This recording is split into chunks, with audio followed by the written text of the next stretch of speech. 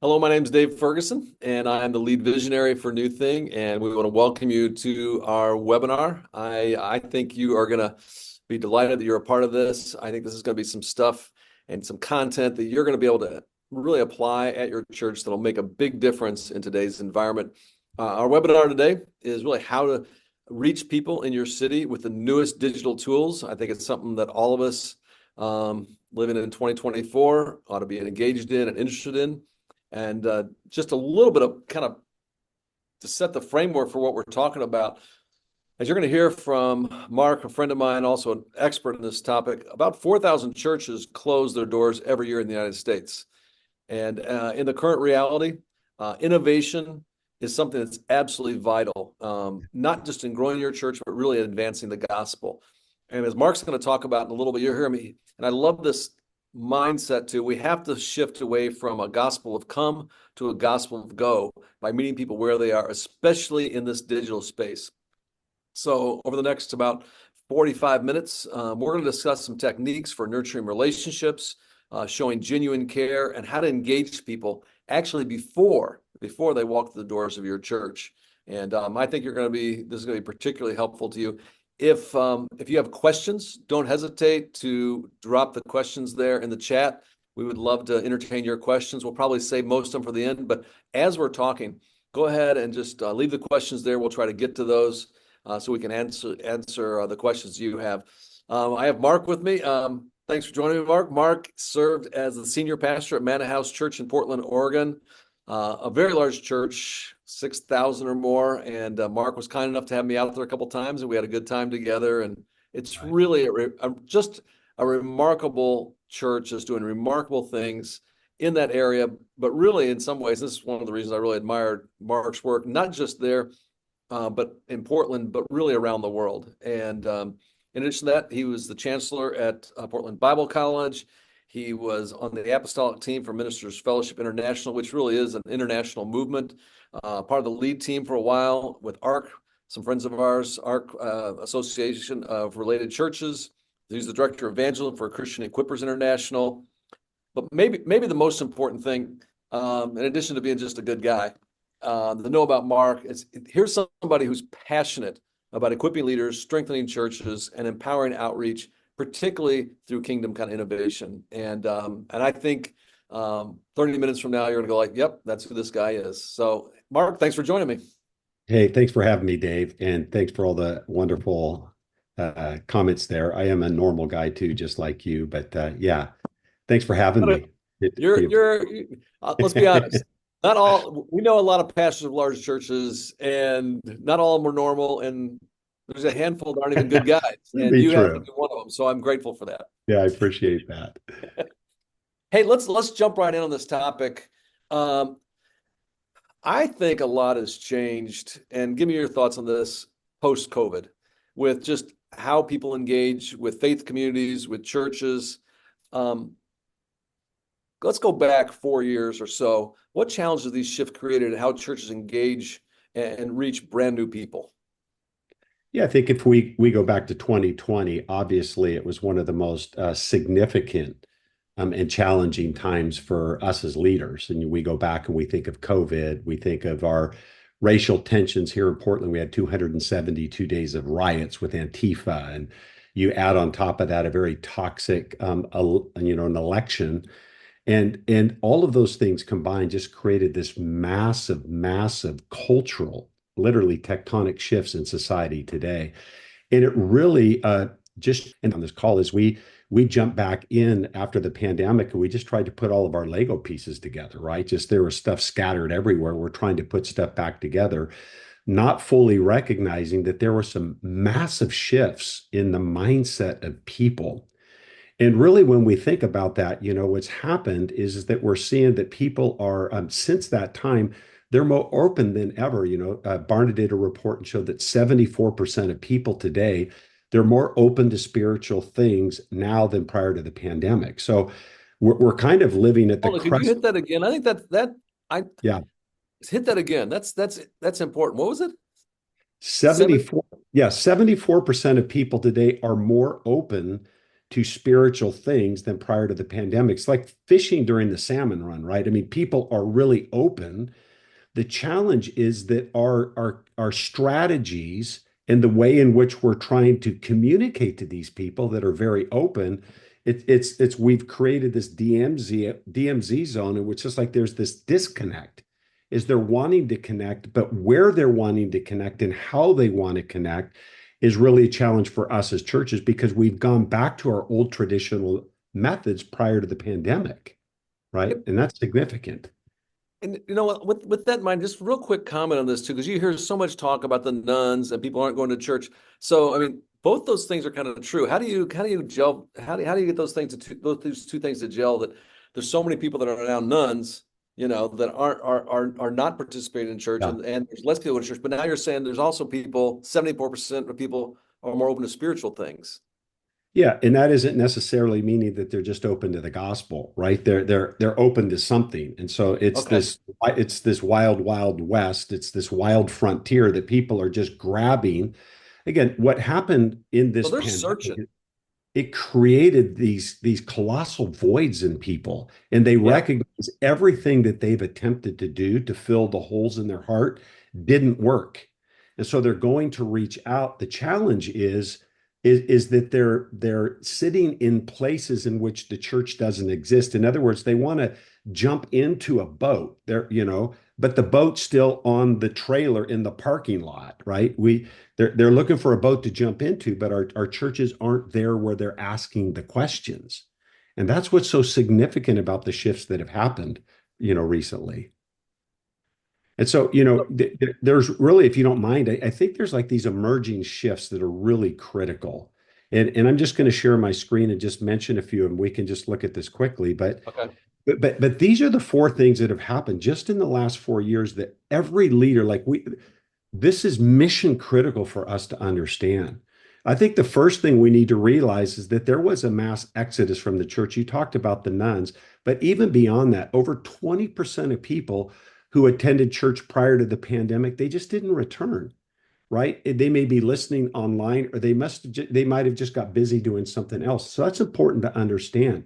But here's the critical issue is that although people are more open than ever, they're also more reluctant than ever to engage. They're isolated. We just went through a crazy election season once again. The cancel culture, the division, all of those things have caused people to just isolate. It doesn't mean that they're not open, it just means that they're isolated.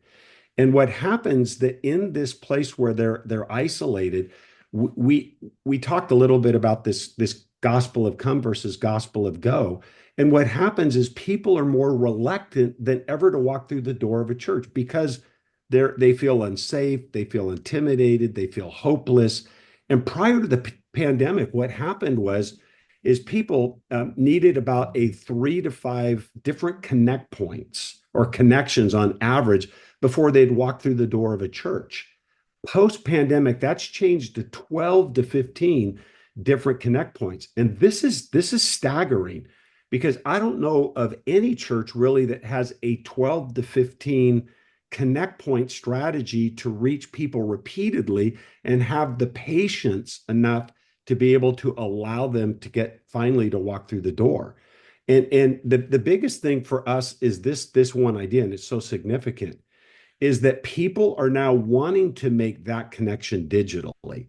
And that's our life these days, right? From online dating to remote work to purchasing consumer goods. Like we live in this digital world, and what we're finding is that people are spending 7.25 hours a day in digital spaces. And that's why I call it the new Roman road, is it's because this is where people are congregating. So they're more open than ever, they're more reluctant than ever, and we keep doing this gospel of come idea when reality is we need the gospel of go to go on this new Roman road into this place where they exist and start these meaningful conversations that, to be honest, are just going to take a lot of time, just Yeah. simply because they feel unsafe and insecure, if that makes sense.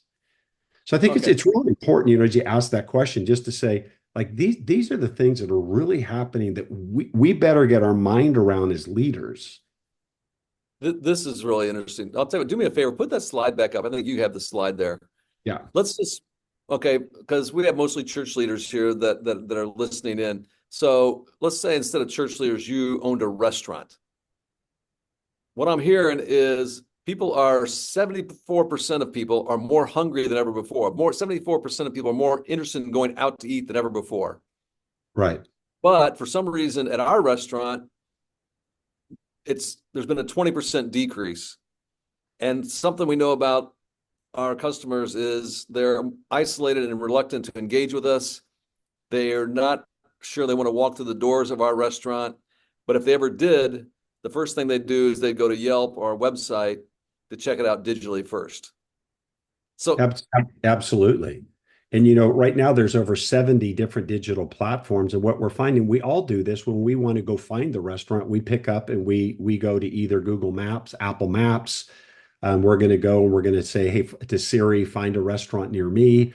And so we find that this voice recognition technology and maps are all the ways in which people are searching. And here's the challenge is that churches just aren't in those digital spaces because they look at this as some kind of one-off supplemental idea of outreach that they don't want to give a lot of money or attention to. And they're going back to the traditional mailers and come and see events. And the end result is they are looking for the church, but you just can't be found. 98% of churches today, Dave, aren't even, when you say find a church near me, they can't even be found. And these are like, if we looked at Chicago where you're at and we did a search or an assessment of how many people pick up their phone every month to look at a church, I bet you it's somewhere between 8 to 10,000 people every month that are saying, hey, I'm trying to find you, but you just can't be found. all right. So, I mean, this is both in some levels super encouraging because you're saying, no, people are searching spiritually. They Yeah. are searching. They are looking. They are looking for something transcendent. There's a God-shaped void. They're feeling it. But what we're doing right now, our strategies and tactics are not working because they're not showing up. In fact, fewer and fewer people are showing up. And I mean, my own experience too is, I think probably the things you talked about there, were probably true before COVID. But it feels like to me what happened at COVID is just kind of accelerated all of it. Rapidly accelerated. Yes. And that's why, you had mentioned this whole idea about gospel of come versus gospel of go. I think if we go back to the 80s and, there was an attractional model that was birthed in Western culture, right? Western church culture. Yep. And so, it was all about how could we attract people through, come to my service, come to Easter, come to Christmas. And we put a lot of emphasis in being great at preaching and trying to attract people to these weekend services. And I think those are things that we need to keep doing. However, what we're seeing is that people just aren't coming anymore for the most part, which means that we got to go back to the way that actually Jesus told us to, and that was the gospel of go out into the highways and byways. And again, we put the emphasis of evangelism upon the institution and the corporate church itself, but the individual is not going to where people are at. And that's the whole thing Jesus talked about in the Good Samaritan story, right? Is that the Levite and the priest, let's just call them the Church of America today, they saw the condition, but they went to the other side. We're so busy doing church, we forget to be the church, right? And what Jesus goes on and says, he says, hey, listen, by the way, there was another guy that came along, and when he saw the man's condition, he went to where he was at. And so where are people at? And then we go back to this idea of digital space. If they're spending 7.25 hours a day in front of a digital device, we have the opportunity to reach people 7 days a week, 24 hours a day, not just 90 minutes on Sunday morning. So like this is like an aha moment for the church. These people are searching and looking, and 24 hours a day we can reach into that space. We just aren't doing that very effectively. So, all right. So you kind of started giving us some hints there. So give us some more. What are some proactive kind of approaches for connecting with people? Because I know for you, you work with a lot of churches, but I mean, your ministry was this way. We've had enough conversations. I mean, you have a real heart and passion for people that are far from God. So what are some proactive ways? And you've kind of started on that path, but give us a couple more. Yeah, I think the first thing is church leaders, especially pastors, have to think about how do we mobilize our people to one-on-one conversations and going to where people are at. We need to go where they're at religiously, physically, politically. Like to me, we have a great opportunity right now with what just took place, and we can choose to mock, resist, or we can choose to get into that space, right? And to have conversations with people when they are hurting and they're Yeah. hopeless and they're desperate, right? So we need to help our people go to where people are at. Second of all, I think that we just really need to help our people understand that there's a cost to being a disciple, right? Going back to that story, the Good Samaritan, we see that this guy, we see the model when Jesus tells the story that he put him on his donkey, took him to an inn, paid the bill. Like this guy was probably busy. He was going somewhere, but he saw an individual more important than his own priorities. And that's really hard in our narcissistic or self-centered society.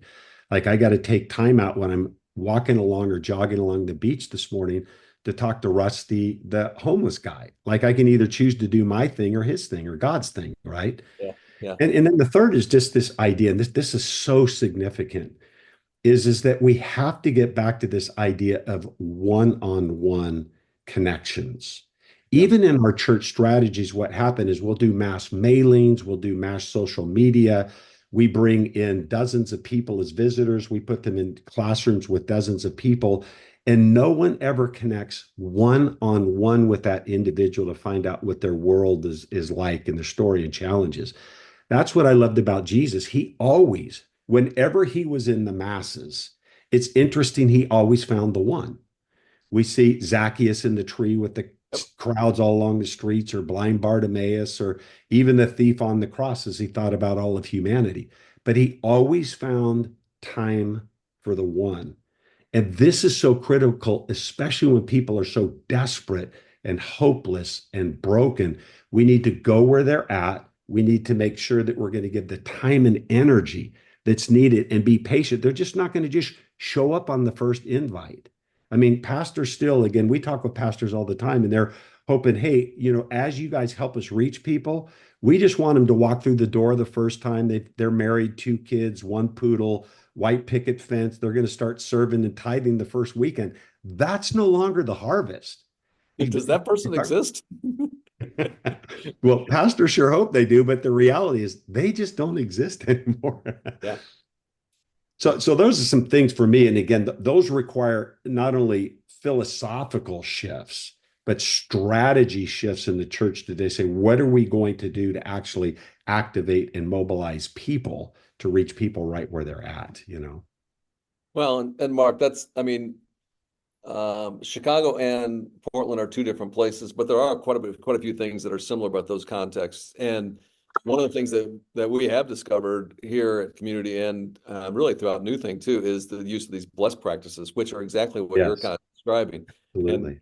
I mean, what we teach our people is, and I love the fact that you're candid. Hey, this is going to take a while.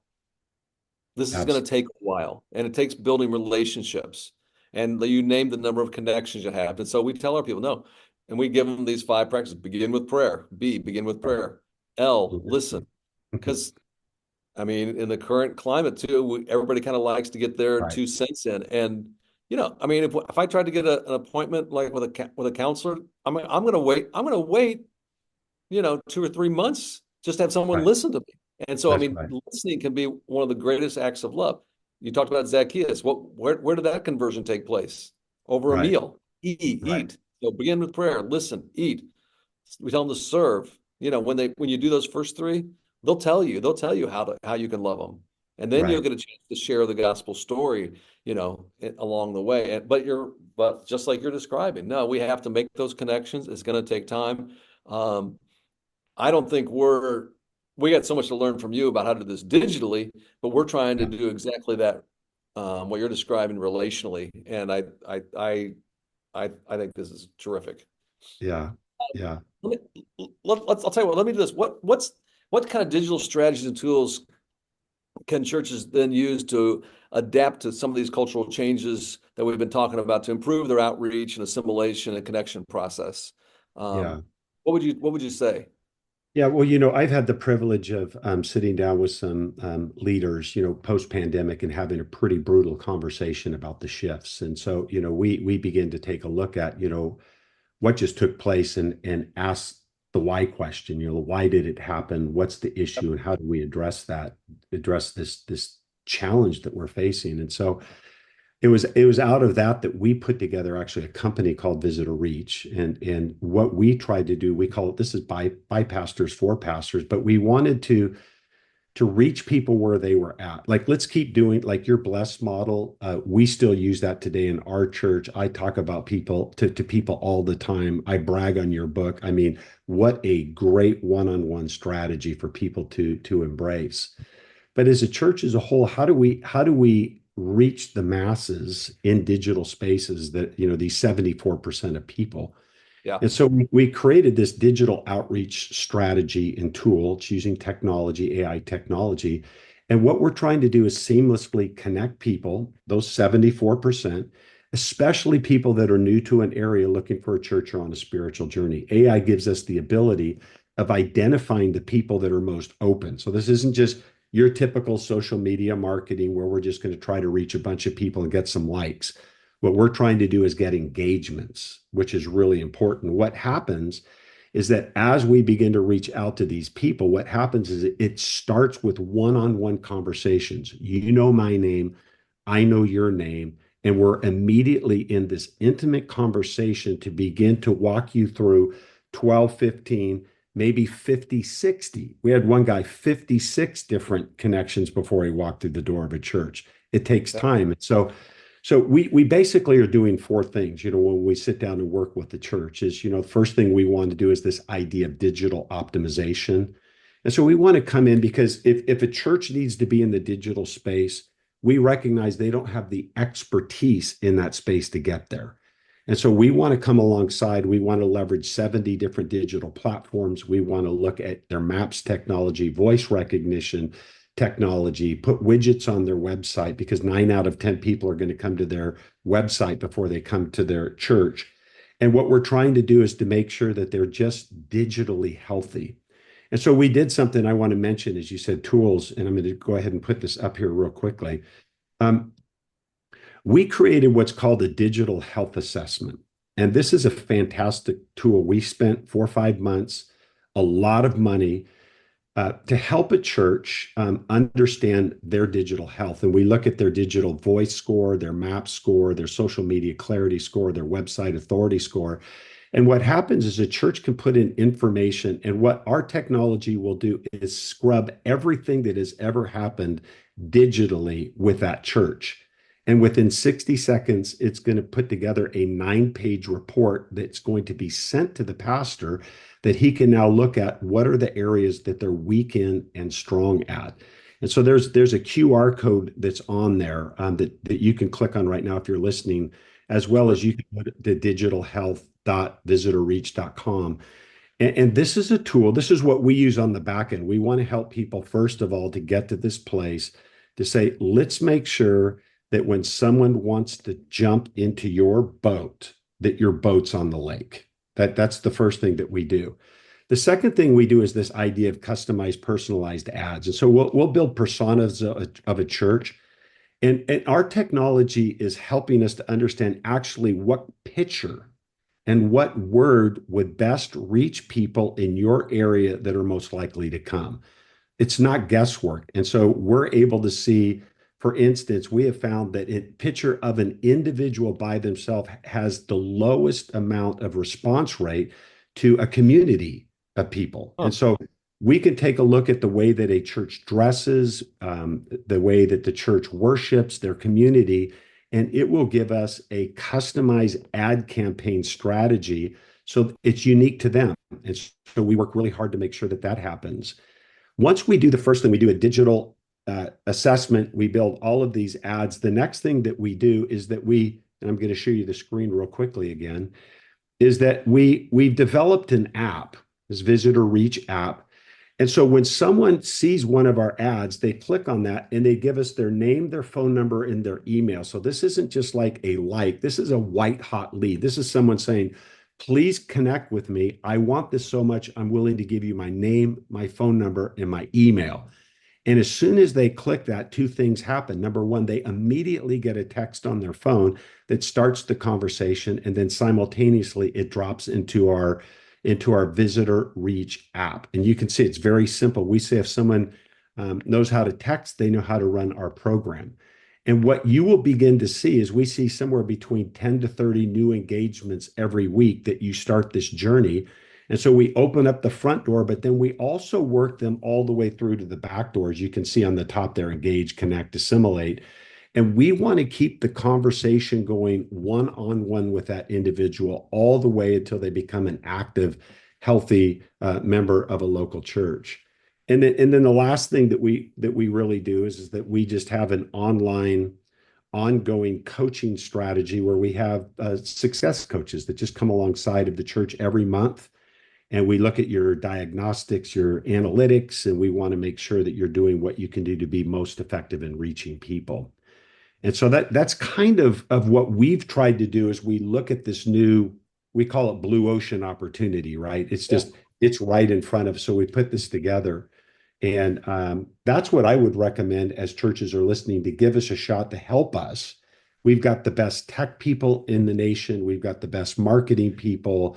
We've got seasoned pastors that are coming alongside of churches and say, hey, we're on the crest of the greatest awakening. Let's reach this harvest while we can. All right. So when you kind of skimmed right past this, and I mean, as a pastor, this would be very interesting to me. You said you have a free assessment right at the front. Yes. Okay, you might put that slide back up there because there were a couple things I just thought I'd even ask you about. So on this free assessment, and you said it's 9 pages. So I mean, there's a lot of stuff there. But like for example, okay, I'm going to be honest. Okay, what's my digital voice?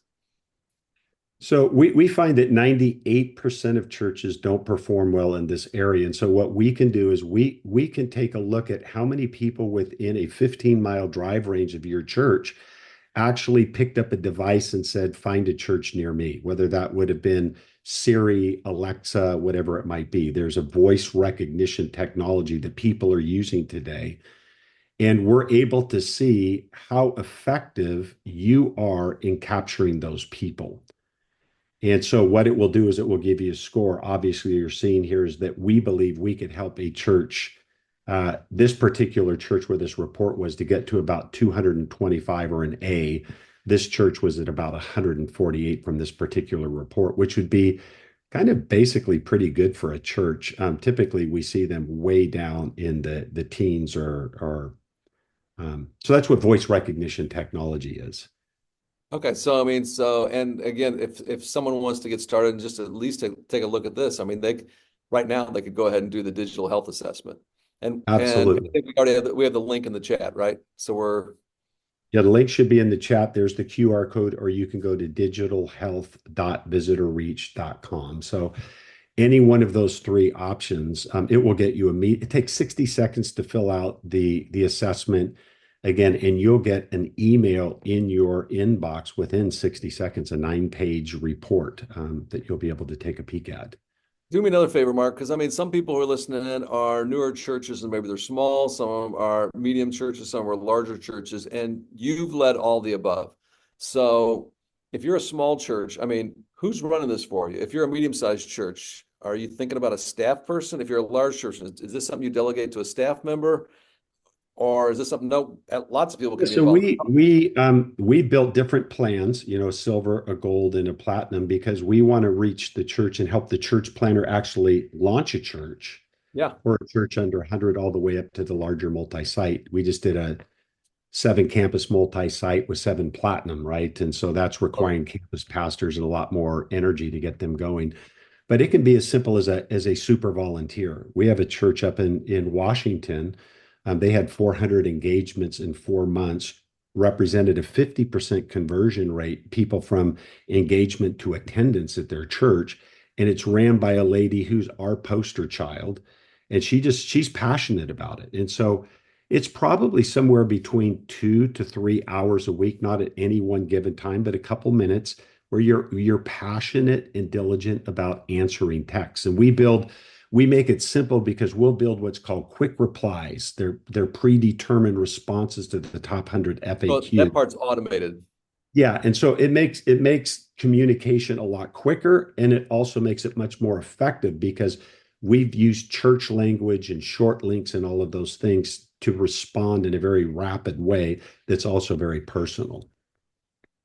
Okay, So yeah, so you I'm could hearing have a you. staff person all the way down to a volunteer. You're going to take 2 to 4 hours a week of someone's time to really run this.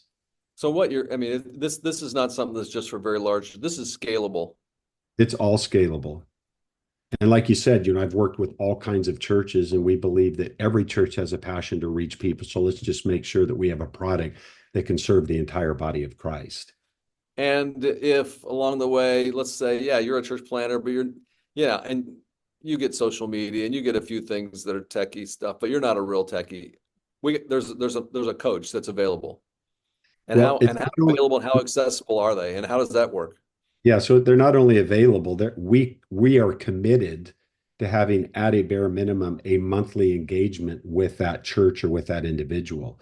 And so Oh, that's a part of part our of the so that's part of the package that it's you're all part of actually proactively checking on me, going like, hey, I know you're committed to this. I know you put some dollars into this. We want to make sure you're successful. How's it going? How can I help? Absolutely. Absolutely. And what we're able to find, and this is where coaching comes in, you have someone that says, hey, they text in and say, we say, hey, would you like prayer? And they say, yeah, my little daughter's dying of cancer. And we find that a church gives them a thumbs up. We're going, let me help you Yeah, understand why you wouldn't want to do a thumbs up emoji. So what right. we're going to do is we're going to coach you and say, this is a great opportunity because someone's being very vulnerable to come in and put some very heartfelt intention in your text. And so we can look at all their analytics, we can look at how their ads are performing, how the conversations are going, and we also do equipping videos and things to really just help that individual and that church be more effective in reaching people in digital spaces. But that's part of the whole plan that we offer. And I mean, it's genuinely using technology, but the heart behind it is relationships. It's the bottom line is and here's the key. We can do our part to bring, upwards of 150 engagements a month to a church, but it really falls on the individual to say, I need to be passionate about connecting one-on-one. I need to be persistent. We found that 92% of people will respond back if they text you if you respond within 10 minutes. And so you need to be Huh. persistent, you need to be engaged. You know, people when they have their phone or texting, um, it they want to talk at that point. If they're saying, "Hey, I want prayer for this," they're not waiting for Sunday morning to say, "Hey, I'll pray for you." And so it really does require a person spending time one-on-one with that individual or those people on the app to be able to connect with them. Be really important part of what we do. I hope this really creates some urgency in church leaders because again, you're saying, hey, here's the deal. 74% of people are searching for spiritual things more than they have in any time in recent history. On top of that, there's those same folks are spending 7 hours plus on some kind of digital device. And if we really are serious about the Great Commission and reaching them, then let's take advantage of this great opportunity where there's a longing for God and a hunger for spiritual things because we know where they're hanging out, we know where they are. They're on laptops like this, or iPads like this, or where's my phone? Like one of those things. 7 hours, 7 hours a day, and we can genuinely build real relationships with the people. So, like if the person does, hey, my kid has cancer, we can genuinely care for them, but we can take advantage of technology to actually reach out to them. I think Absolutely. it's awesome. Yeah. I'll tell you, why don't you give us if other people are feeling motivated like me here, where do they go to get more information? What are some real clear next steps? Yeah. We make it real simple. And again, I'll share a slide with you real quickly. And let me get to the correct slide. One more. Right here, what we basically do is we encourage a church just to simply click on this QR code.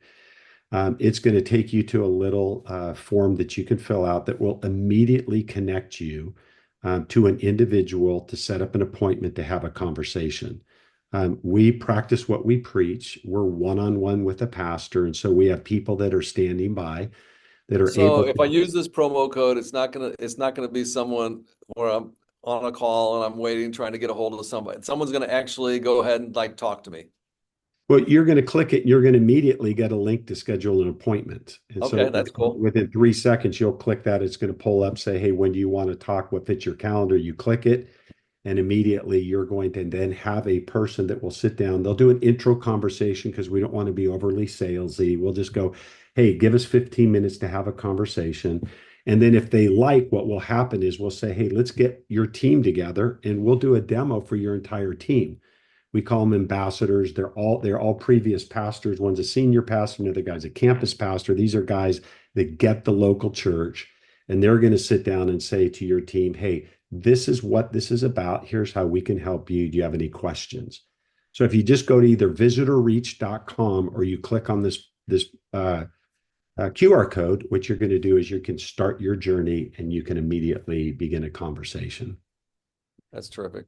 I'll, I'll, Yeah. I'll tell you, and one of the things that I mean, just personally gives me confidence too, is because I mean, I know you, Mark, and I know you're a guy who's led a church. You're a guy who's invested in church planting, loves church planters, want to see more churches planted. Yes. And I mean, I don't think it's in you to be kind of like leading the business and going like, unless I'm actually doing something that's going to help the kingdom. So, Yeah, yeah, thanks for doing exactly. this. I'm so passionate, about reaching people, and I think that we're on the crest of one of the greatest awakenings in history. And this is where they're at. And let's jump into this space and reach people and help local churches that have this passion and desire to reach people to get them into the doors. Hey, Mark, thank you so much for spending some time with us. Thanks for what Visitor Reach is doing. Thanks for what you're personally doing for your kingdom, for the kingdom, and your investment in that, and also specifically in church planters. I think we're going to see each other. It's coming soon here in Chicago, so I'm Yes, excited about looking that. forward to it. And but everybody, Yeah, I and would if you're out encourage at you. Exponential, I'm going to be there personally. I want Okay. to encourage you, if you're not coming, you need to book your trip and come. It's going to be a great time. And so we'll have a couple of us there. I'll spend an hour with you chatting if you come up to the booth and talk with us. Yeah, so we'll all be there at Exponential Central if you want to come and check that out. And you'll probably be in Florida for our Exponential Global Be Conference there too. So too. pretty much wherever you are, I'll be, and vice versa. So Yeah. that's cool. So hey, thanks so much, Mark. Thanks for what you're doing for Visitor Reach. And I'd encourage you take advantage of this opportunity. At the very least, I'd go ahead and take that initial assessment and see what you learn, and then sign up for a conversation and see if this could work for you. All right. Yeah. Thank you very much, and we'll see you next time. God bless you guys.